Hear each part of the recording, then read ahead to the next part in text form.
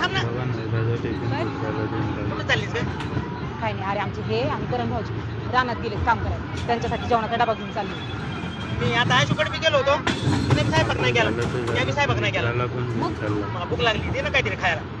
भूक लागली वय, बरं चल घरी, तुला जेवायला वाढते. घरी नका, इथंच ही डबा दे मला, मी इथंच बसून खातो. इथं गोळ्या करण्याला तू दुसरा डबा घेऊन जा. असं म्हणतो का? हो, बरं ठीक आहे, धर. पण डबा आठवणीनं घरी आणून देशील काय? इथंच झाडाखाली बसून खातो ना.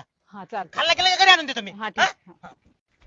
ए बंड्या, काय झालं का जेवणाची सोय? हा, माझी तर झाली आजची सोय. अरे वा. मंदाकडे जेवलो मी. आता भाऊकीला जेवायला घेऊन जातो मंदाकडे. अरे काय बंड्या, तुझी सोय झाली मग लगेच तुषारला बी. भाऊकी ना ती पण उपाशी आहे.